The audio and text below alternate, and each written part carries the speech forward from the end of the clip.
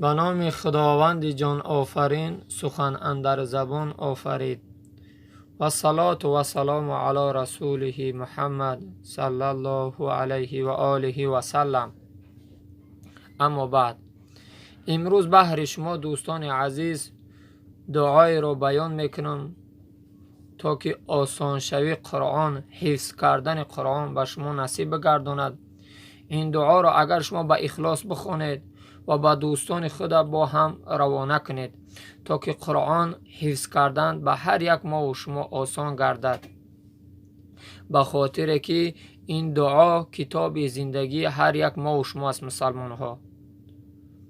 به همین خاطر این دعا را حفظ کنید و با دوستان خود روانه کنید.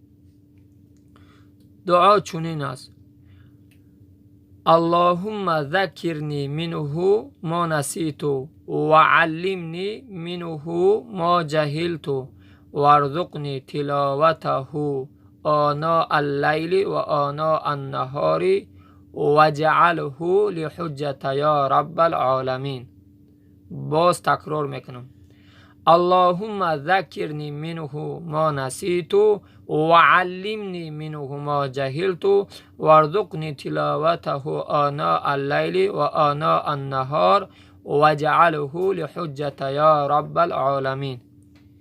این دعای است که این را همیشه چکو کنه، پیش از نماز و بعد نماز همیشه پای به طهارت باشه یا به طهارت هم که باشد، این دعا را چکو کنید، حفظ کنید، همیشه بخونید تا که قرآن خواندن بر شما چی شود؟ آسان گردد.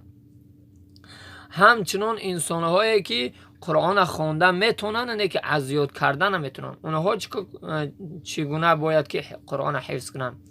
سوره اعلی را نظر کنید، خداوند متعال زیبا میفرماید 3 آیت از همون سوره اعلی را بعد هر یک نماز فرض کنید، بخونه، دعا کنید، بخونه و در دستای خود شوف کنید و در پیشانی خود، در سر روی خود بشکه تا که عصبای شما از وسواس شیطان ایمن باشد.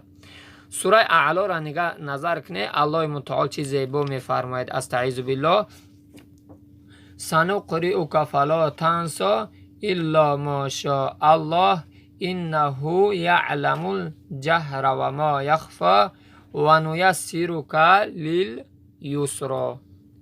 این 3 آیت هم چکو کنه بعد هر یک نماز فرایض 10 بار بخونه، در پیشانی خود بماله: سنقرئک فلا تنسی الا ما شاء الله انه یعلم الجهر و ما یخفی.